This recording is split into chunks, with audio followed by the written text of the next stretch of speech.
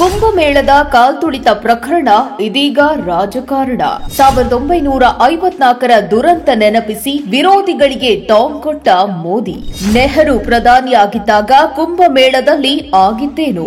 ಪ್ರಯಾಗ್ರಾಜ್ ಕುಂಭಮೇಳದ ಕಾಲ್ತುಳಿತ ಪ್ರಕರಣದಲ್ಲಿ 30 ಮಂದಿ ಸಾವನ್ನಪ್ಪಿದ್ದು 60ಕ್ಕೂ ಅಧಿಕ ಜನ ಘಟನೆಯಲ್ಲಿ ಗಾಯಗೊಂಡಿದ್ದಾರೆ. ವಿರೋಧ ಪಕ್ಷಗಳ ನಾಯಕರು ಘಟನೆಗೆ ಪ್ರಧಾನಿ ಮೋದಿ ಹಾಗೂ ಉತ್ತರ ಪ್ರದೇಶ ಮುಖ್ಯಮಂತ್ರಿ ಯೋಗಿಯೇ ಹೊಣೆ ಎಂದು ಟೀಕೆ ಮಾಡುತ್ತಿದ್ದಾರೆ. ಈ ನಡುವೆ ಪ್ರಧಾನಿ ಮೋದಿ 1954ರಲ್ಲಿ ಪ್ರಧಾನಿ ನೆಹರು ನೇತೃತ್ವದ ದುರಂತ ನೆನಪಿಸಿ ಟಾಂಗ್ ನೀಡಿದ್ದಾರೆ. ಅಷ್ಟಕ್ಕೂ 1954ರಲ್ಲಿ ಏನಾಯಿತು ಅನ್ನೋದನ್ನ ನೋಡೋದಾದ್ರೆ ಅದು 1947ರ ಸಮಯ. ಆಗ ತಾನೇ ಭಾರತ ಬ್ರಿಟಿಷರ ಕಪಿಮುಷ್ಟಿಯಿಂದ ಸ್ವತಂತ್ರಗೊಂಡಿತ್ತು. ಆಂಗ್ಲರ ದಾಸ್ಯದಿಂದ ಹೊರಬಂದಿದ್ದ ಜನರು ದೇಶವು ನವ ಚೈತನ್ಯದಿಂದ ಸಾಗಲಿ, ಹೋರಾಟದಿಂದಲೇ ಸಾಗಿ ಬಂದ ಭಾರತಕ್ಕೆ ಹೊಸ ದಿಕ್ಕನ್ನ ಹುಡುಕುವ ಉತ್ಸಾಹದಲ್ಲಿದ್ರು. ಸದಾ ನೋವಿನಿಂದ ದುಃಖದಿಂದ ಬಸವಳಿದಿದ್ದ ಜನ ತಮ್ಮ ಧಾರ್ಮಿಕ ಆಚರಣೆ, ಪರಂಪರೆ ಹಾಗೂ ಸಂಪ್ರದಾಯಗಳಲ್ಲಿ ಭಾಗಿಯಾಗುವತ್ತ ಗಮನ ಹರಿಸುತ್ತಾರೆ. ಬಳಿಕ ಕೆಲವೇ ವರ್ಷಗಳ ಅಂತರದಲ್ಲಿ ಉತ್ತರ ಪ್ರದೇಶದ ಅಂದ್ರೆ ಅಂದಿನ ಅಲಹಾಬಾದ್ ಸಮೀಪದ ತ್ರಿವೇಣಿ ಸಂಗಮದಲ್ಲಿ ಸ್ವತಂತ್ರ ಭಾರತದ ಮೊದಲ ಬಾರಿಗೆ ಮಹಾಕುಂಭ ಮೇಳವನ್ನ ಆಯೋಜಿಸಲಾಗಿರುತ್ತೆ. ಈ ಐತಿಹಾಸಿಕ ಮೇಳದಲ್ಲಿ ಭಾಗಿಯಾಗಿ ಅದನ್ನ ಕಣ್ತುಂಬಿಕೊಳ್ಳಲು ಅಲಹಾಬಾದ್ನತ್ತ ಬೃಹತ್ ಸಂಖ್ಯೆಯಲ್ಲಿ ಜನಸ್ತೋಮವೇ ಹರಿದು ಬರುತ್ತದೆ. ಫೆಬ್ರವರಿ ತಿಂಗಳಲ್ಲಿ ನಡೆದಿದ್ದ ಈ ಆಗಿನ ಮಹಾಕುಂಭ ಮೇಳದಲ್ಲಿ 3ನೇ ತಾರೀಕಿನಂದು ಮೌನಿ ಅಮಾವಾಸ್ಯೆಯ ಹಿನ್ನೆಲೆ ಪವಿತ್ರ ಅಮೃತ ಸ್ನಾನ ಮಾಡೋದಿಕ್ಕೆ ಗಂಗಾ, ಯಮುನಾ ಹಾಗೂ ಸರಸ್ವತಿ ನದಿಗಳು ಒಂದೆಡೆ ಸೇರುವ ಅಲಹಾಬಾದ್ನ ತ್ರಿವೇಣಿ ಸಂಗಮದತ್ತ 40 ಲಕ್ಷಕ್ಕೂ ಅಧಿಕ ಸಂಖ್ಯೆಯಲ್ಲಿ ಜನ ಆಗಮಿಸಿದ್ರು. ಮಹಾಕುಂಭ ಮೇಳಕ್ಕೆ ಬೇಕಾದ ಎಲ್ಲಾ ಸೂಕ್ತ ವ್ಯವಸ್ಥೆಗಳನ್ನ ಹಾಗೂ ಮುನ್ನೆಚ್ಚರಿಕಾ ಕ್ರಮಗಳನ್ನ ಕೈಗೊಳ್ಳಲು ಅಂದಿನ ಉತ್ತರ ಪ್ರದೇಶದ ಮುಖ್ಯಮಂತ್ರಿ ಗೋವಿಂದ್ ವಲ್ಲಭ್ ಪಂತ್ ನೇತೃತ್ವದ ಸರ್ಕಾರ ವಿಫಲವಾಗಿತ್ತು.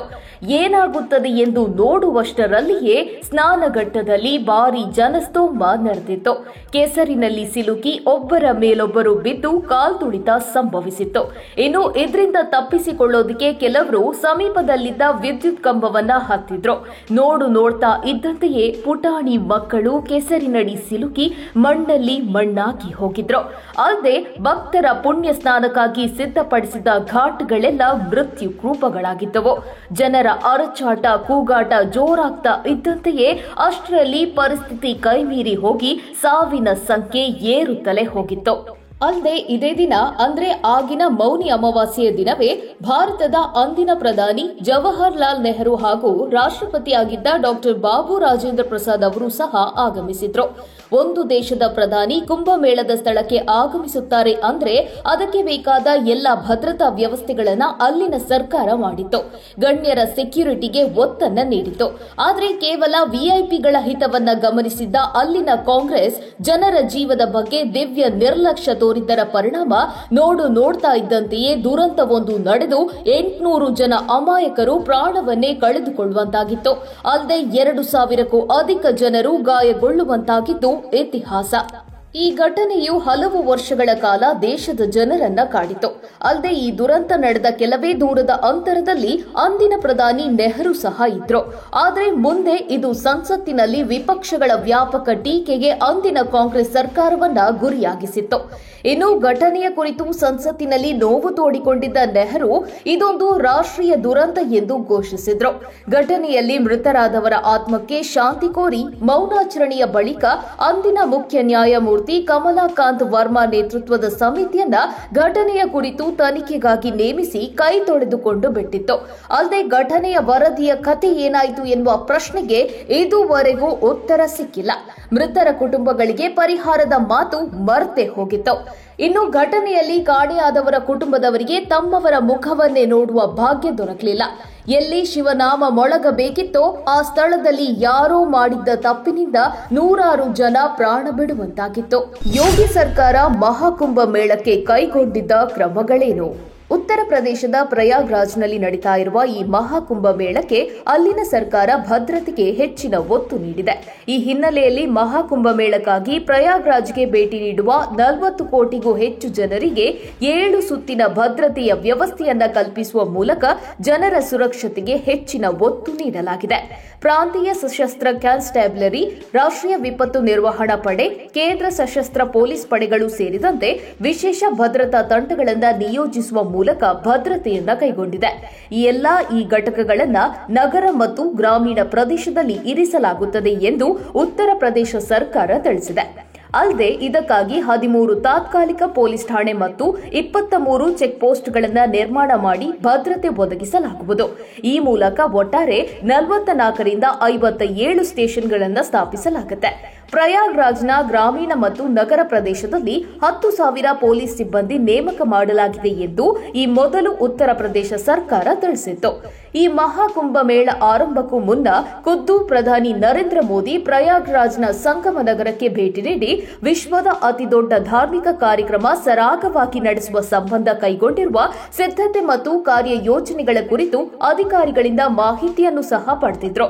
ಉತ್ತರ ಪ್ರದೇಶ ಮುಖ್ಯಮಂತ್ರಿ ಯೋಗಿ ಆದಿತ್ಯನಾಥ್ ಮತ್ತು ರಾಜ್ಯಪಾಲರೊಂದಿಗೆ ಮಹಾಕುಂಭ ಮೇಳದ ಸಿದ್ಧತೆಯನ್ನ ಪರಿಶೀಲಿಸಲು ಆಗಮಿಸಿದ್ದ ಪ್ರಧಾನಿ ನರೇಂದ್ರ ಮೋದಿ ಅವರು ಸರ್ಕಾರದ ಸಿದ್ಧತೆಯ ಕುರಿತು ಅಧಿಕಾರಿಗಳೊಂದಿಗೆ ಚರ್ಚೆಯನ್ನು ಸಹ ನಡೆಸಿದ್ರು.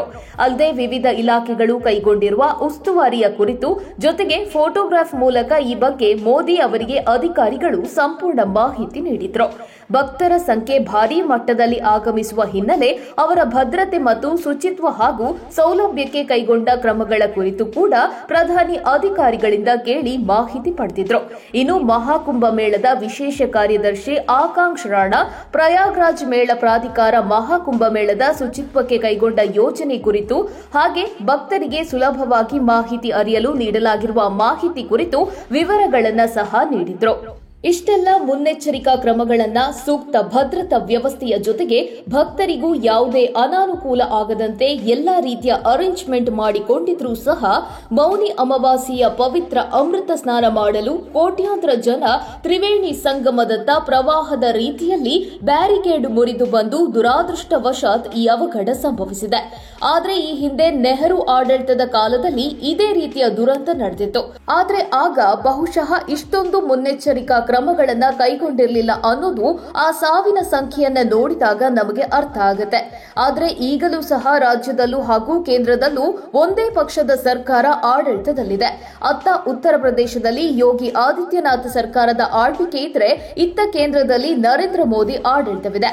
ಹೀಗಿದ್ದಾಗಲೂ ಸೂಕ್ತ ಮುನ್ನೆಚ್ಚರಿಕಾ ಕ್ರಮಗಳನ್ನು ಕೈಗೊಂಡಿದ್ರೂ ಕೂಡ ಕಾಲ್ತುಳಿತ ಪ್ರಕರಣವು ಇದೀಗ ಮೋದಿ ಯೋಗಿಯ ಆಡಳಿತದ ವಿರುದ್ಧ ವಿಪಕ್ಷಗಳ ರಾಜಕೀಯ ಕೆಸರೆರಚಾಟಕ್ಕೆ ಟೀಕೆ ಟಿಪ್ಪಣಿಗಳಿಗೆ ಕಾರಣವಾಗಿದೆ. ಅಲ್ಲದೆ ವಿಐಪಿ ಸಂಪ್ರದಾಯಕ್ಕೆ ಸಂಪೂರ್ಣ ಲಗಾಮು ಹಾಕಬೇಕಾಗಿದೆ. ಭಕ್ತರ ಬೇಡಿಕೆಗಳನ್ನು ಈಡೇರಿಸಲು ಸರ್ಕಾರ ಸೂಕ್ತ ವ್ಯವಸ್ಥೆಗಳನ್ನು ಮಾಡಬೇಕಿದೆ ಎಂದು ಲೋಕಸಭೆ ವಿರೋಧ ಪಕ್ಷಗಳ ನಾಯಕ ರಾಹುಲ್ ಗಾಂಧಿ ಆಗ್ರಹಿಸಿದ್ದಾರೆ. ಅಸಮರ್ಪಕ ವ್ಯವಸ್ಥೆ ಮತ್ತು ಸಾಮಾನ್ಯ ಭಕ್ತರ ಬದಲಿಗೆ ವಿಐಪಿಗಳಿಗೆ ವಿಶೇಷ ಆದ್ಯತೆ ನೀಡಿರುವುದು ಈ ದುರಂತಕ್ಕೆ ಕಾರಣವಾಗಿದೆ ಎಂದು ಕೂಡ ಆರೋಪಿಸಿದ್ದಾರೆ. ಕುಂಭಮೇಳದಲ್ಲಿ ಮಹಾಸ್ನಾನ ಸೇರಿದಂತೆ ಅನೇಕ ಕಾರ್ಯಕ್ರಮಗಳು ನಡೆಯಲಿವೆ. ಈಗಲೂ ಕಾಲ ಮೆಚ್ಚಿಲ್ಲ. ಸರ್ಕಾರವು ಇಂತಹ ಅಹಿತಕರ ಘಟನೆಗಳನ್ನು ತಡೆಯಲು ವ್ಯವಸ್ಥೆಯಲ್ಲಿ ಸುಧಾರಣೆ ತರಬೇಕಿದೆ ಎಂದು ರಾಹುಲ್ ಮನವಿ ಮಾಡಿದ್ದಾರೆ. ಇನ್ನು ಮಹಾಕುಂಭದ ಹಿನ್ನೆಲೆ ನಗರಕ್ಕೆ ಭೇಟಿ ನೀಡುವ ಭಕ್ತರು ಅವ್ಯವಸ್ಥೆಯ ಬಗ್ಗೆ ನಿರಂತರವಾಗಿ ದೂರು ನೀಡ್ತಾ ಇದ್ರೂ ಸರ್ಕಾರವು ಯಾವುದೇ ಕ್ರಮ ಕೈಗೊಂಡಿಲ್ಲ, ನಿರ್ಲಕ್ಷ್ಯವನ್ನ ತೋರಿದೆ ಎಂದು ಸಂಸದೆ ಪ್ರಿಯಾಂಕಾ ಗಾಂಧಿ ಕಿಡಿಕಾರಿದ್ದಾರೆ. ಇನ್ನು ಇದೇ ವಿಚಾರಕ್ಕೆ ಯೋಗಿ ಸರ್ಕಾರದ ವಿರುದ್ಧ ಕಿಡಿಕಾರಿರುವ ಸಮಾಜವಾದಿ ಪಕ್ಷದ ಮುಖ್ಯಸ್ಥ ಅಖಿಲೇಶ್ ಯಾದವ್, ಇದು ರಾಜ್ಯ ಸರ್ಕಾರದ ವೈಫಲ್ಯತೆಯನ್ನ ಎತ್ತಿ ತೋರಿಸುತ್ತದೆ. ಮಹಾಕುಂಭದಲ್ಲಿ ವಿಶ್ವದರ್ಜೆಯ ಸೌಲಭ್ಯ ಒದಗಿಸಲಾಗಿದೆ ಎಂದು ಹೇಳಿಕೊಂಡವರು ಈ ಘಟನೆಗೆ ನೈತಿಕ ಹೊಣೆ ಹೊತ್ತು ರಾಜೀನಾಮೆ ನೀಡಬೇಕು ಅಂತ ಆಗ್ರಹಿಸಿದ್ದಾರೆ. ಮಹಾಕುಂಭದ ಬಗ್ಗೆ ಜನರು ಹಾಗೂ ಸಾಧುಗಳಲ್ಲಿ ನಂಬಿಕೆ ಮತ್ತೆ ಬರುವಂತೆ ಮಾಡಲು ಕುಂಭದ ಆಡಳಿತ ಮತ್ತು ನಿರ್ವಹಣೆಯನ್ನ ಉತ್ತರ ಪ್ರದೇಶ ಸರ್ಕಾರದ ಬದಲು ಕೂಡಲೇ ಸೇನೆಗೆ ನೀಡಬೇಕು ಎಂದು ಅಖಿಲೇಶ್ ದಿನೇಶ್ ಆಕ್ರೋಶ ವ್ಯಕ್ತಪಡಿಸಿದ್ದಾರೆ. ಜಾಗತಿಕ ದರ್ಜೆಯ ಸವಲತ್ತುಗಳನ್ನು ಮಾಡಲಾಗಿದೆ ಎಂದು ಹೇಳಿಕೊಂಡಿದ್ದರ ಸತ್ಯ ಇದೀಗ ಎಲ್ಲರ ಮುಂದೆ ಬಯಲಾಗಿದೆ. ಈ ಬಗ್ಗೆ ಸುಳ್ಳು ಪ್ರಚಾರ ಮಾಡ್ತಾ ಇರುವವರು ಘಟನೆಯಲ್ಲಿ ಸತ್ತವರ ಪರವಾಗಿ ನೈತಿಕ ಹೊಣೆ ಹೊತ್ತು ಕೂಡಲೇ ರಾಜೀನಾಮೆ ನೀಡಬೇಕು ಎಂದು ಯಾದವ್ ವಾಗ್ದಾಳಿ ನಡೆಸಿದ್ದಾರೆ.